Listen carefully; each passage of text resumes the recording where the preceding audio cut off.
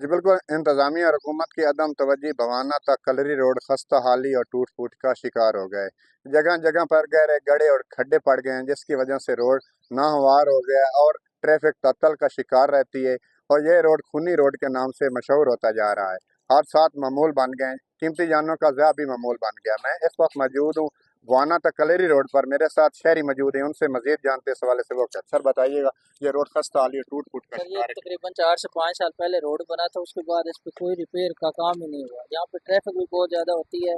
बुआना तहसील को, लालिया और तहसील बुआना को आपस में मिलाने वाला ये वाहिद रोड है। आप ये भी कह सकते हैं कि डिवीजन सरगोदा और डिवीजन फैसलाबाद को भी ये रोड मिलाती है।